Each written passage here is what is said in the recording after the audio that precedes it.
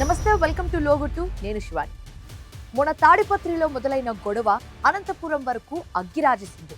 నిన్న రాప్తాడులో రాజుకున్న యుద్ధం చెప్పుల వరకు వెళ్ళింది. ఇప్పుడు హంద్రీనీవా కాలువపై మొదలైన మాటల యుద్ధం ఎక్కడి వరకు వెళ్తుందోనని జిల్లా ప్రజలు భయంగా గడుపుతున్నారు. ప్రతి నిత్యం వ్యక్తిగత రాజకీయాల కోణంలోనే చూసే నాయకులు ఈసారి సీమ ప్రయోజనాలంటూ బయలుదేరారు. హంద్రీనీవా విషయంలో మీరేం చేశారంటూ విమర్శలు, దాడులు చేసుకుంటూ రాజకీయ వేడి పుట్టిస్తున్నారు. ఇదంతా ఎప్పట్లానే పొలిటికల్ మైలేజ్ కోసమా, లేక ప్రజా ప్రయోజనాల కోసమా? హంద్రీనీవా విషయంలో గతంలో ఏం జరిగింది, ఇప్పుడేం చేస్తున్నారు? ఇటు వైసీపీ అటు టీడీపీ చెబుతున్న దాంట్లో వాస్తవాలేంటి? ఈ స్టోరీలో చూద్దాం. రాయలసీమ అంటేనే పగలు, ప్రతీకారాలు, ఫ్యాక్షన్, వర్గ కక్షలు అనే అందరికీ గుర్తొస్తుంది. వాటి కోసం నేతలు ఎంతో దూరమైనా వెళ్తారు. ఇటీవల అనంతపురం జిల్లాలో జరిగిన వరుస సంఘటనలు అందుకు అద్దం పడుతున్నాయి. మొన్నటికి మొన్న తాడిపత్రిలో పెద్దారెడ్డి, జేసీ ప్రభాకర్ రెడ్డిల మధ్య జరిగిన గొడవలు తాడిపత్రి నుంచి అనంతపురం మంట పుట్టించాయి. నిరసనలు, ఆందోళనలు, అరెస్టులతో పాటు ఇళ్ల ముట్టడులు వంటి వాటితో ఉద్రిక్త పరిస్థితులు నెలకొన్నాయి. ఈ సంఘటన మరొక ముందే రాప్తాడు మాజీ MLA Thopudurthi Prakash Reddy versus TDP నేతల మధ్య మాటల యుద్ధం పీక్ స్టేజ్కు వెళ్ళింది. ఆ తర్వాత మడకశిర ఎమ్మెల్యే ఎంఎస్ రాజు, ప్రకాష్ రెడ్డిల మధ్య హద్దుమీరిన మాటలు, చెప్పుల పదజాలం, ఇళ్ల దగ్గరకు వస్తామని సవాళ్లు విసరడం కూడా అనంతపురం జిల్లా కేంద్రంలో ఉద్రిక్తతకు దారితీసింది. ఈ గొడవలన్నీ మర్చిపోకముందే అనంతపురం జిల్లాలో మరోసారి వైసీపీ, టీడీపీ నేతల మధ్య మాటల యుద్ధం మొదలైంది. అయితే నిన్నటి వరకు వ్యక్తిగత గొడవలు, రాజకీయ అంశాలతో గొడవలకు దిగిన నాయకులు ఈసారి జిల్లా ప్రయోజనాలు, రైతుల కోసం అంటూ ఒక అంశాన్ని తీసుకున్నారు. అయితే ఈ అంశం మీద వారు చేసుకుంటున్న మాటల దాడులు మాత్రం పొలిటికల్ హీట్ను పెంచుతున్నాయి. హంద్రీనీవా ప్రాజెక్టు గురించి ఇరు పార్టీలు ఇప్పుడు మాటల యుద్ధాన్ని ప్రారంభించాయి. హంద్రీనీవా ప్రాజెక్టు విషయంలో రాయలసీమకు తీవ్ర అన్యాయం చేస్తున్నారంటూ వైసీపీ మొదట ఒక అంశాన్ని తీసుకుంది. అయితే ఇది కేవలం లోకల్ నాయకులు తీసుకున్న నిర్ణయం కాదు. ఇటీవల రాయలసీమ లిఫ్ట్ ఇరిగేషన్ ప్రాజెక్టు ఆగిపోవడం, దాని మీద తెలంగాణ ముఖ్యమంత్రి రేవంత్ రెడ్డి అసెంబ్లీలో తానే ఈ లిఫ్ట్ ఇరిగేషన్ ప్రాజెక్టును ఆపించానని చెప్పడంతో గొడవ మొదలైంది. ఆ రోజు నుంచి వైసీపీ దీనిని బలంగా ప్రజల్లోకి తీసుకువెళ్తుంది.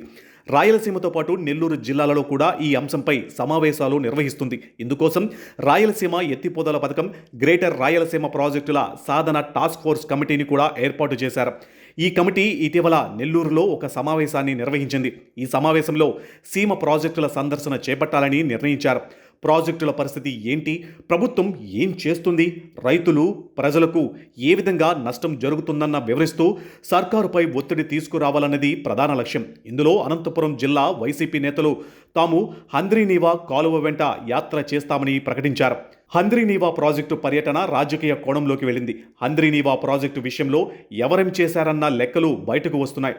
కూడేరు మండలం చోళ సముద్రం సమీపంలో హంద్రీనీవా కాలువను వైసీపీ నేతలంతా పరిశీలించారు. ఈ సందర్భంగా వారు లేవనెత్తిన ప్రశ్నలు ఇప్పుడు హాట్ టాపిక్గా మారాయి.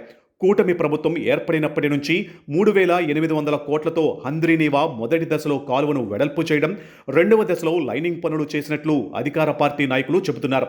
దీనివలన జిల్లాకు 40 టీఎంసీల వచ్చే నీరు 51 టీఎంసీలు వచ్చాయని రికార్డులతో సహా చూపిస్తున్నారు. అయితే సరిగ్గా దీన్నే వైసీపీ నాయకులు తప్పుపడుతున్నారు. గత వైసీపీ ప్రభుత్వంలో 1800 క్యూసెక్కులు ఉన్న కాలువను 6300 క్యూసెక్కులుగా మార్చేందుకు టెండర్లు కూడా పిలిచామని, అయితే ప్రభుత్వం మారడంతో ఆ టెండర్లు రద్దు చేసి 6300 క్యూసెక్కులుగా మార్చి 3500 క్యూసెక్కులకు వెడల్పు చేశారన్నారు. నిజంగా 3850 క్యూసెక్కులకు పెంచి ఉంటే 3 రోజులకు 1 టీఎంసీ వస్తుందంటున్నారు. కేవలం 2600 క్యూసెక్కుల ప్రవాహం కారణంగానే 51 టీఎంసీలు తీసుకువచ్చేందుకు 242 రోజులు పట్టిందని చెబుతున్నారు. 3850 క్యూసెక్కులే వచ్చి ఉంటే సుమారు 81 టీఎంసీలు రావాలని, ఇదే విషయాన్ని మేము అడిగితే అధికారులు, ప్రజాప్రతినిధులు ఎవరూ కూడా సమాధానం ఇవ్వడం లేదని వైసీపీ నేతలు చెబుతున్నారు. పోనీ 51 టీఎంసీలే వచ్చినా అసలు ఎక్కడెక్కడ ఎంత నీరు ఇచ్చారన్నది చెప్పాలని నిలదీస్తున్నారు. హంద్రీనీవా కాలువ రెండవ దశలో లైనింగ్ చేయడం వలన ఆయా ప్రాంతాలలో భూగర్భ జలాలు భారీగా దెబ్బతిన్నాయని వైసీపీ నేతలు ఆరోపిస్తున్నారు. లైనింగ్ కూడా నాసిరకంగా చేశారని విమర్శిస్తున్నారు. కూటమి పార్టీల్లోని ఎమ్మెల్యే ఎంపీలు కాంట్రాక్టర్లుగా అవతారం ఎత్తి నిధులను దోచేస్తున్నారని, దోపిడీ చేసిన నిధులన్నీ దొడ్డిదారిన ముఖ్యమంత్రి చంద్రబాబు ఆయన కుమారుడు నారా లోకేష్కు చేరాయని ఆరోపిస్తున్నారు. అయితే వైసీపీ హంద్రీనీవా యాత్ర చేపడితే దానికి దీటుగా టీడీపీ ఎమ్మెల్యేలు కూడా హంద్రీనీవా బాట పట్టారు. ఆర్థిక శాఖ మంత్రి పయ్యావుల కేశవ్, రాయదుర్గం ఎమ్మెల్యే కాలువ శ్రీనివాసులు ఉరవకొండ సమీపంలో హంద్రీనీవా కాలువను పరిశీలిస్తే ఇటు శ్రీ సత్యసాయి జిల్లాలో ఎమ్మెల్యేలు ఎంఎస్ రాజు, పరిటాల సునీత, ధర్మవరం ఇన్ఛార్జి పరిటాల శ్రీరామ్ రెండవ దశ కాలువపై పర్యటన చేపట్టారు.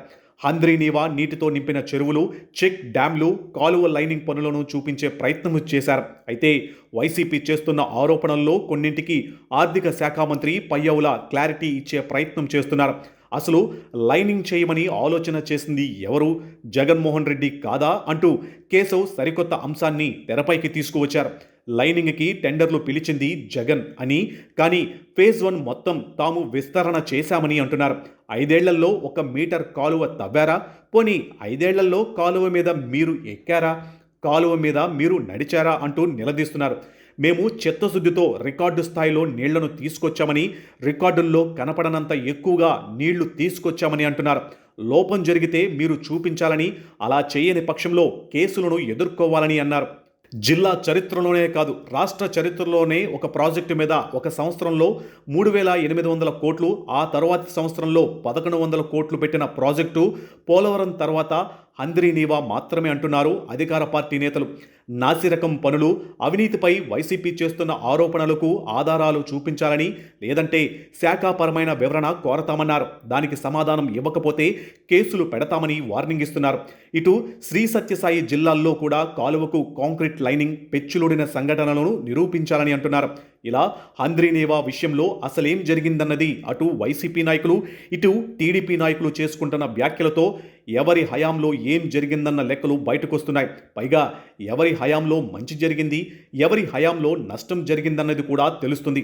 మొత్తానికి మొన్న తాడిపత్రి గొడవ, ఆ తర్వాత అనంతపురంలో జరిగిన గొడవలు మరొక ముందే హంద్రీనీవా ప్రాజెక్టు వేదికగా సాగుతున్న ఈ గొడవ ఎంతవరకు వెళుతుందన్నది ఇప్పుడు సస్పెన్స్గా మారింది. వైసీపీ నాయకులకు మంత్రి పయ్యావుల కేశవ్ చెబుతున్నట్లుగా శాఖాపరంగా వివరణ కోరితే అది కేసుల వరకు కూడా వెళ్లే అవకాశం లేకపోలేదు. ఏది ఏమైనా హంద్రీనీవా అంశం మాత్రం మరోసారి జిల్లాలలో పొలిటికల్ హీట్ను పెంచింది.